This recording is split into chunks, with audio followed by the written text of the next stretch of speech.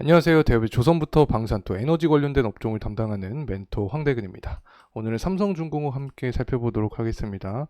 오늘은 정말 영상을 찍기 좀 힘든 상황이었습니다. 몸도 좀 아프고 컨디션이 많이 좋지 않은데, 그래도 제가 지금까지 여러분들께 계속해서 약속을 드렸던 부분이 어떠한 일이 있어도 누구보다 가장 빠르게 여러분과 관련된 내용들 공유를 하겠다라는 이야기를 했는데, 제가 뭐 아픈 거는 아픈 거고 여러분께 영상을 드려야 되는 의무가 굉장히 크게 존재를 하고 있기 때문에 오늘도 삼성중공업 늦게나마 이렇게 영상을 찍기 위해서 여러분 앞에 서 있다는 점 말씀을 드립니다. 어쨌든 오늘 삼성중공업도 그래도 나쁘지 않은 흐름세를 보여주었습니다. 수급적인 측면에서 봤을 때 사실은 연기금의 강한 매도 물량이 출현을 했지만 주가의 흐름세를 봤을 때는 이 장중에 한 2%가량 또 주가가 또 상승해줬던 흐름세를 보여주었습니다. 그래서 뭐 그렇게 나쁜 주가 흐름세는 아니다. 하지만 아쉬운 부분은 분명히 존재를 했었죠. 사실 연기금 같은 경우에는 최근 들어서 매도 물량이 계속해서 누적으로 쌓이고 있는 상황이기 때문에 그렇게 수급적인 측면에서는 좋은 흐름세는 아니다라고 해석을 했습니다. 특히 사모펀드 같은 경우도 근 한 달 동안 매도 물량이 출현해지고 있기 때문에 사모펀드가 매집세로 전환하는 그 시점 자체가 넥스트 주가 상승 모멘텀이 될 수 있다라고도 설명을 드렸습니다. 자, 여기서 우리가 좀 생각을 해볼 점이 존재를 합니다. 이렇게 매도 물량이 지속적으로 쌓여 있는 이런 구간 자체에서 개인 투자자로고 하여금 개인 투자의 수량 자체를 떨구려는 전략이 될 수 있다고 말씀을 드렸죠. 그래서 개인의 매도 물량도 계속해서 나와주고 있는 상황입니다. 그래서 개인 매도 물량이 누적적으로 많이 쌓이게 되면 이때 전환점에 연기금과 사모펀드가 강한 매집세가 들어와주면서 이 삼성중공업의 주가도 부양시킬 확률이 높을 수 있다라고 말씀을 드렸는데, 앞으로 이렇게 방향성이 들어맞을지 제가 영상을 통해서 여러분과 계속해서 함께할 예정에 있으니까 구독과 좋아요 꼭 한 번씩만 부탁드리고 저와 계속해서 함께 나아가면 좋을 것 같습니다. 어쨌든 개인 매도세는 전일과 연이어서 나오고 있는데, 계속 설명을 드렸지만 뭐 연기금 사모펀드 이 매도 물량 자체가 좀 강하게 찍히는 이 물량을 보고 나서 이 공포감이 좀 형성이 되면서 개인의 매도 물량이 출현을 해주고 있지 않나 생각을 하고 있습니다. 자, 그리고 이 고환율과 고유가 고금리 이 세 글자를 이 세 단어를 보게 되면 굉장히 공포감이 좀 형성이 되죠. 시장에 리스크가 부각이 되면 될수록 이 관련된 피난처로서 조선주가 부각이 될 수밖에 없습니다. 그래서 해당 내용 함께 체크를 해보도록 하겠습니다. 또 원자재가 조금 반등을 해줍니다. 철강석 가격을 이야기를 해주고 있죠. 하지만 그럼에도 불구하고 유리한 위치에 있다라고 설명을 할 수 있는데, 관련된 디테일한 부분 금일 영상을 통해서 말씀드릴 예정에 있으니까 꼭 끝까지 시청해 주시면 감사하겠습니다.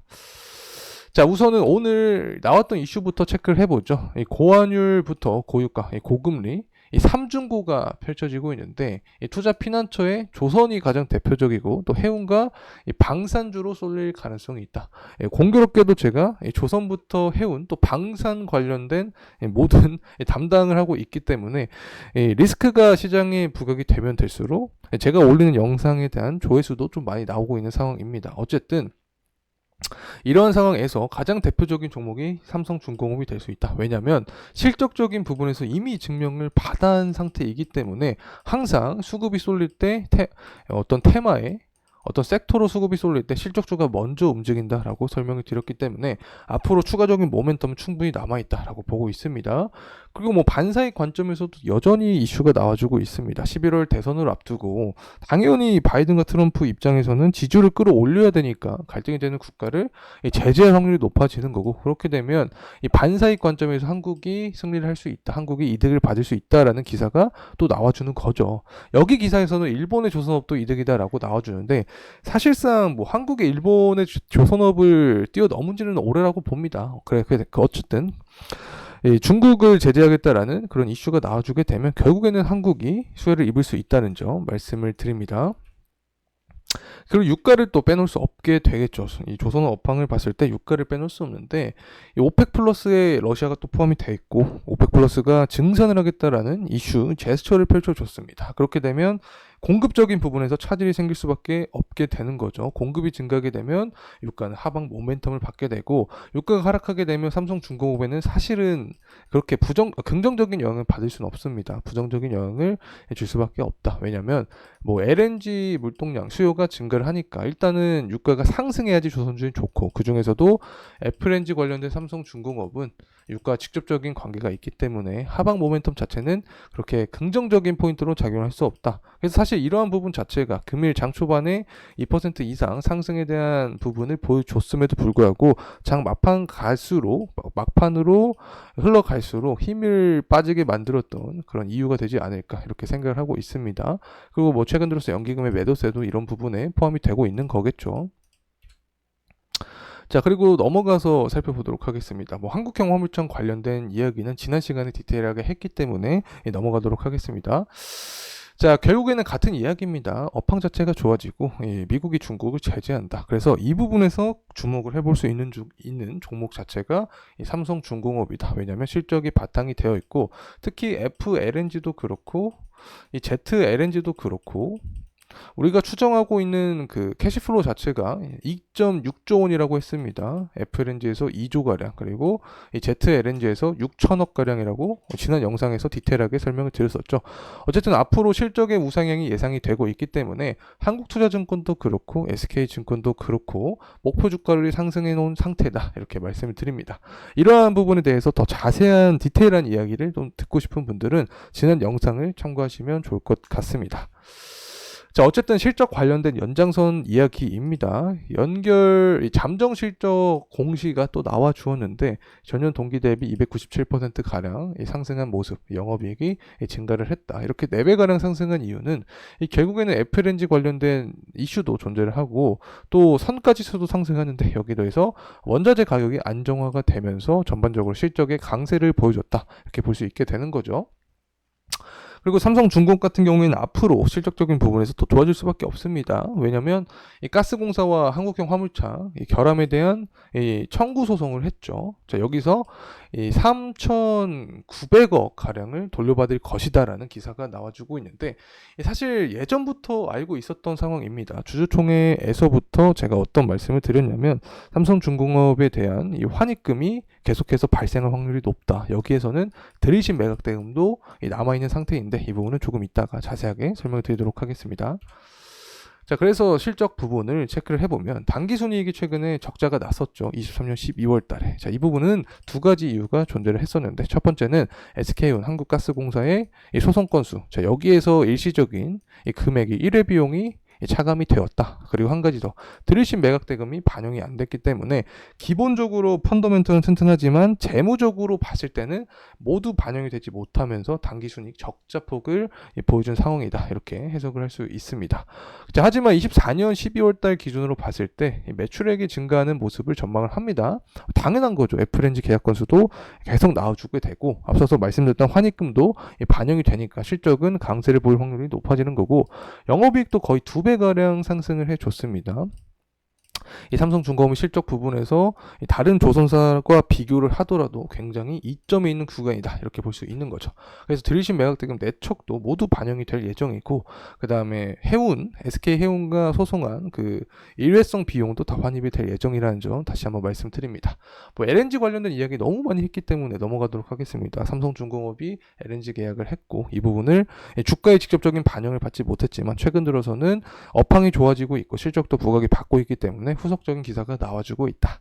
그리고 캐나다 시더부터 해서 페트로나스까지 FLNG 관련된 이슈가 계속 나와주고 있는데 이미 뭐 이것도 알고 있었습니다. 우리가 캐나다 시더는 뭐 거의 99% 이상 될 거라고 보고 있었기 때문에 FLNG 물량에 대한 계약 건수가 계속해서 나와준다면 당연히 선가지수 상승 그리고 실적의 개선세를 계속해서 줄 수밖에 없게 된다. 그래서 제가 어떤 말씀 드렸냐 이 부분이 핵심이죠. 하반기에 FLNG 계약 건수에 대한 기사 내용이 나올 확률이 높습니다. 제가 계속해서 동향을 파악을 해드릴 예정이지만 어쨌든 이 부분 제가 정말 이 담당자님과 직접적으로 이야기했던 부분이기 때문에 앞으로 변동성이 존재하게 되면 제가 추후 영상을 통해서 계속해서 풀어드리도록 하겠습니다. 자, 그리고 유가와 삼성중공업은 굉장히 인연이 큽니다. 유가가 상승할 때 삼성중공업 주가도 상승하는 경향이 있고 하락할 때는 또 하락하는 경향이 있습니다. 그래서 앞으로 유가의 방향성에 따라서 삼성중공업 주가도 변동성이 존재를 하는데 현재 전쟁에 대한 리스크가 아직 끝난 게 아닙니다. 전쟁이 지속이 되게 된다라고 하면은 이라크부터 쿠웨이트까지 주변 산유국까지 영향을 주면서 원유 공급의 차질이 생길 수밖에 없게 된다. 자, 그리고 수요적인 측면을 보더라도 현재 괜찮은 모습입니다. 미국 같은 경우에는 5월 1일 날 나온 지표 자체가 예측치보다는 조금 하향한 모습을 보여주긴 했지만 평균을 산출했을 때 49.5에서 7 정도를 보여주고 있기 때문에 경기가 회복되는 모습을 현재 보여주는 상황이다, 이렇게 생각을 할 수 있겠죠. 또 중국도 마찬가지입니다. 중국은 사실 잘 나와주고 있습니다. 모두 50이라는 숫자를 넘어준 모습을 보여주고 있기 때문에 중국의 경제도 살아나는 모습을 보여주게 되면 당연히 원유 수요는 탄력을 받을 수밖에 없게 된다는 점 말씀을 드립니다. 자, 이 부분은 뭐 다 경기가 좋아지고 있다, 이런 내용입니다. 자, 그리고 최근에 원달러 환율도 상승을 해주고 있죠. 사실은 뭐 단기적으로는 1주, 2주 동안은 소폭 하락한 모습을 보여주고 있긴 하지만 크게 봤을 때는 아직까지 상승에 대한 관점이 유지 중이다 볼 수 있는데, 결국에는 고금리에도 불구하고 미국의 소매 판매가 잘 나와주고 있고 뭐 CPI 지표도 높은 모습을 보여주고 있기 때문에 안전자산에 대한 수요가 증가하면서 달러 환율도 증가를 했다. 그래서 환율이 증가하면 이 시장의 심리 자체가 조선주로 쏠릴 수 있다라고 설명을 드렸었죠. 사실 삼성중공업이 환해지를 잘 했기 때문에 뭐 사실 그렇게 환율에 큰 뭐 변동성이 없다라고 하더라도 수급적인 측면에서 봤을 때 이 수출 기업인 조선이나 조선 기자재 업체로 들어올 수 있기 때문에 이 부분에 있어서도 혜택을 받을 수 있다는 점 말씀드립니다. 자, 이제 성과지수 보겠습니다. 4월 달까지 계속해서 상승하는 우상향하는 모습이었습니다. 뭐 친환경 기술력 그리고 선별 수주가 가장 대표적인 요인이겠죠. 성과지수 상승을 끌어올리는 요인. 그래서 성과지수가 이렇게 상승한 원인은 뭐 기사가 선별 수주가 나왔다라는 이야기가 후속적으로 등장을 해주고 있는데 이미 우리가 알고 있었던 내용이 나와주고 있다. 그래서 편안하게 기다리면 된다라는 점 다시 한번 말씀을 드리겠습니다. 자, 그리고 중고 성과지수도 상승을 해주고 있는데 사실은 신규 선박에 대한 도쿄가 꽉 찼기 때문에 어쩔 수 없죠. 중고 선박이라도 이용을 해야 됩니다. 그만큼 조선업이 업황이라는 소리고 중고 선박에 대한 수요가 증가하니까 당연히 중고 성과지수도 상승하는 흐름세를 이어가고 있다. 성과지수가 상승하니까 이 부분은 결국에 조선 업황에 도움이 될 수밖에 없고 삼성중공업의 주가의 트리거가 될 수 있다 말씀드립니다. 자, 이제 뭐 아이언 이렇게 나오고 있는데 철광석 가격입니다. 쉽게 말해서 원자재 가격이죠. 원자재 가격 같은 경우에는 24년 크게 보게 되면은 하락을 해 주었습니다. 하지만 최근 들어서 소폭 반등을 해주고 있는 상황인데 결국에 중국 경기가 좋아지는 모습을 조금씩 보여주고 있기 때문에 철광석 가격도 상승해주고 있는 흐름세를 보여주고 있습니다. 특히 철광석 가격이 사실은 하락을 해야 좋습니다. 왜냐하면 후판 가격과 연관이 있다라고 설명을 드렸죠. 후판 가격은 올해 상반기에 협상을 할 예정에 있는데 철광석 가격이 상승하게 되면 후판 가격 협상에서 조금 불리하게 아무래도 이끌어갈 수밖에 없게 됩니다. 하지만 여기서 우리가 긍정적으로 봐야 되는 점은 23년 하반기에 후판 가격 협상을 조선사가 유리하게 끌고 갔는데 이때 당시와 비교를 했을 때 지금 뭐 30%가량 하락한 상태입니다. 이 철광석 가격이. 그렇기 때문에 아직까지도 우리가 이 조선사가 유리한 입장에 속해 있다, 이렇게 파악을 해볼 수 있게 됩니다. 어쨌든 24년이 상반기에 후판 가격을 어떻게 이끌어 가는지에 따라서 향후 또 모멘텀이 바뀔 수 있기 때문에 이 부분 계속해서 여러분과 함께 추적을 하도록 하겠습니다.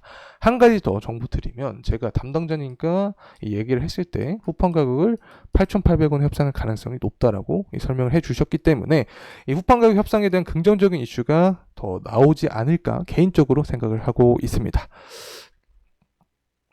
자, 이제 가격적인 측면 제대로 함께 살펴보도록 하겠습니다. 앞서서 그림이 잠깐 나왔는데 그거는 제가 후속적으로 다시 띄워드리도록 하겠습니다. 일단은 삼성중공업 같은 경우에는 우리가 생각했던 매물대 구간을 모두 돌파를 해줬다. 뭐 지난 영상들을 통해서부터 계속해서 설명을 드렸었죠. 그래서 이 전고점 구간을 돌파하는 게 일단은 단기적인 목표였습니다. 지금 구간은 전고점 구간을 돌파를 해주고 재차 지지에 대한 여부를 보여주고 있는 단계다. 어떻게 보게 되면은 밸류에이션이 한 단계 업됐다라고도 표현할 수 있겠죠. 지금까지 삼성중공업은 횡보하는 모습을 보여주었는데 이제 전고점 구간을 돌파한 이 구간에서 다시금 가격의 안정화를 현재 만들어주고 있는 구간이다. 이렇게 보여지는 상황입니다.